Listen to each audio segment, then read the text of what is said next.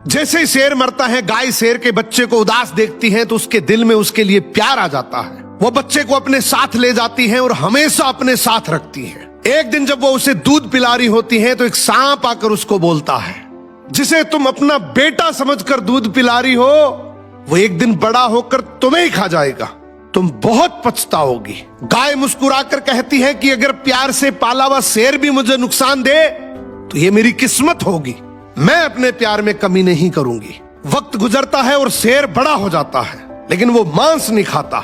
एक दिन चीता उसे सेब खाते हुए देखता है और हंसता है, क्या तुम शेर हो? तुम्हें तो मांस खाना चाहिए। शेर कहता है, मेरी माँ गाय है, उसने मुझे सिखाया है कि किसी को तकलीफ ना देना ही असली ताकत है। चीता हैरान होकर कहता है, मुझे भी अपनी माँ से मिलवाओ, बहुत नेक माँ है तुम्हारी। दोनों वहां से निकलते हैं। रास्ते में चीता मन ही मन सोचता है, ये शेर तो भेड़ जैसा है, इसकी माँ गाय आज मेरा शिकार बनेगी। जैसे ही वो गाय के पास पहुंचते हैं, चीता झपटता है, लेकिन शेर सब समझ जाता है और दहाड़कर चीता पर हमला कर देता है और उसे चीर कर भगा देता है। सो अगर कोई शेर जैसा जिगरा रखने वाला नेकी पे चलता है तो उसे कभी कमजोर नहीं समझना चाहिए, क्योंकि जैसे ही उसके अपने और अपनों के साथ कोई कुछ गलत करता है। तो एक गांव में दो दोस्त रहते थे, वो एक दूसरे के लिए जान की बाजी लगाने तक को तैयार रहते थे। उनकी दोस्ती की चर्चा आसपास के गांव में भी होती थी। लोग इनकी गहरी दोस्ती की मिसाल देते थे। एक दिन अचानक से एक दोस्त की मृत्यु हो जाती है। दूसरा दोस्त उसकी बॉडी को देखकर मुस्कुराने लगा। ये देखकर एक बुजुर्ग आदमी बोला, बेटा किसी की मौत पर मुस्कुराया नहीं करते। लड़का बोला, क्या बताऊं बाबा, दिल तो खून के आंसू रो रहा है, लेकिन मैंने अपने दोस्त से वादा किया था कि हम जब भी मिलेंगे मुस्कुराते हुए ही मिलेंगे, और इसने भी मुझे एक कसम दे रखी थी कि अगर मैं मर भी जाऊं तो भी तुम मुस्कुराते हुए मेरे अंतिम संस्कार पर आना, क्योंकि उस दिन तेरे आंसू पोंछने के लिए मेरे हाथ नहीं होंगे। बुजुर्ग आदमी इस लड़के की बात सुनकर रोने लगा और कहने लगा कि मैंने बहुत दुनिया देखी, लेकिन तुम्हारे जैसा वफादार दोस्त मैंने आज तक नहीं देखा। कौन कहता है दोस्ती बर्बाद करती है? अगर साथ निभाने वाला सच्चा दोस्त मिल जाए तो दुनिया याद करती है। अगर आपकी भी जिंदगी में कोई एक ऐसा दोस्त है तो इस रील को उस दोस्त को जरूर टैग करना। एक मस्ताना हाथी तालाब में नहाकर खुशी खुशी अपने घर की तरफ जा रहा था। तभी सामने से सूअर को आता देख हाथी ने अपना रास्ता बदल लिया। सूअर मन ही मन बहुत खुश हुआ कि इतना विशाल हाथी भी मुझसे डरता है। वो ये बात बाकी सूअरों को बताता है। धीरे धीरे ये बात पूरे जंगल में फैल जाती है। जंगल के सभी हाथियों ने मिलकर इससे पूछा, क्या ये सच है? तो ये बोला, बिल्कुल सच है। मैं नहा कर आ रहा था, बीच रास्ते में ये सूअर मिला जो कीचड़ से भरा हुआ आ रहा था। अगर मैं इसके रास्ते जाता तो मैं भी गंदा हो जाता, इसलिए मैंने सूअर को आता देख अपना रास्ता बदल लिया।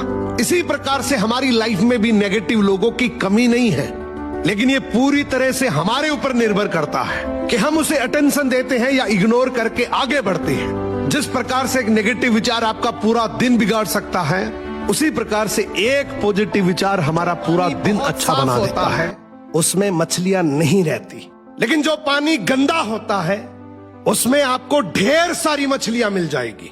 बिल्कुल यही हाल आजकल हमारे रिश्तों का है। जो इंसान जितना ज्यादा सच्चा और साफ दिल का होता है वो उतना ही ज्यादा अकेला रहता है, और जो इंसान जितना ज्यादा झूठा और धोखेबाज होता है वो उतना ही सबका प्यारा बन जाता है। झूठी और फरेबी बातें सुनने में बहुत अच्छी लगती है, लेकिन सच्चाई से खोखले रिश्ते टूट जाते हैं। इसीलिए सच्चा और साफ कहने वाला आदमी हमेशा अकेला रहता है। किसी डर के दो शेरों के साथ चल रही थी। ये देखकर एक संत हैरान रह गया। उसने पूछा, तुम्हें इन खतरनाक जानवरों से डर नहीं लगता? हिरणी ने मुस्कुराकर जवाब दिया, कुछ साल पहले एक शेरनी की मौत हो गई थी। उसके दो छोटे छोटे बच्चे भूखे प्यासे इधर उधर भटक रहे थे। मुझे उन पर दया आई और मैंने उन्हें अपने बच्चों की तरह दूध पिलाया। अब वो दोनों बड़े हो गए और पूरे जंगल में ये ऐलान हो चुका है कि कोई भी हमारी माँ को बुरी नजर से ना देखे। ये बात पास के पेड़ पर बैठा एक तोता सुन रहा था। उसने सोचा, काश मैं भी कुछ ऐसा करता जिससे लोग मेरी भी इज्जत करते। तभी उसकी नजर जमीन पर पड़े घायल सांप पर पड़ी। तोता तुरंत नीचे उतरा और सांप के पेट से कांटा निकाला और उसकी मदद करने लगा, लेकिन जैसे ही सांप कर तोते को जोर से डंक मारा।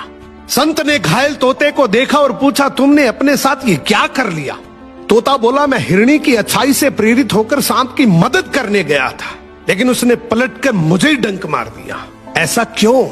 तो संत ने एक बहुत सुंदर जवाब दिया कि अगर मदद करनी हो तो शेर के बच्चों की करो, विषैले प्रवृत्ति के लोगों की करोगे तो यही परिणाम होगा। मदद उनकी करो जो तुम्हारी मदद की कदर करे, वरना तुम्हारा एहसान भी लोग कमजोरी समझ लेंगे। हिरणी एक गांव में एक बूढ़ी दादी रहती थी। एक दिन उसे किसी काम से दूसरे गांव जाना था, तो सोचा पड़ोसन से बोल देती हूँ कि एक दिन मेरे घर की रखवाली कर ले।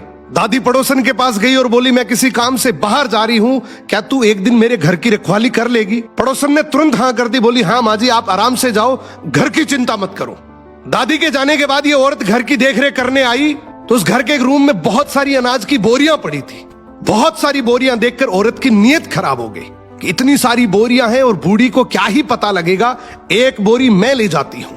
अब ये अनाज की बोरी उठाकर जैसे ही वहां से जाने लगी, उसे भरम हुआ कि उस घर के पीछे बंधा हुआ एक बछड़ा जोर जोर से हंस रहा है। इसने ज्यादा ध्यान नहीं दिया और बोरी लेकर चली गई। जब शाम को बुढ़िया आई तो बोली, दादी जी, आपका बछड़ा हंसता है। दादी बोली, मेरे को नहीं पता बेटा, कलयुग है, हंसता भी होगा। औरत से रहा नहीं गया, वो बछड़े के पास गई और बोली, दोपहर में तुम हंस रहे थे? बछड़ा फिर हंसा और बोला, हाँ हंस रहा था। उसने पूछा, क्यों? बछड़ा बोला, पिछले जन्म में मैंने इसी बूढ़ी दादी से 200 रुपए उधार लिए थे, मैं वापस भी दे सकता था, पर मेरी तेरे नीयत खराब हो गई, क्या ही उखाड़ ली मैंने भी। एक दिन अचानक से मेरा समय पूरा हो गया, मेरी मृत्यु हो गई।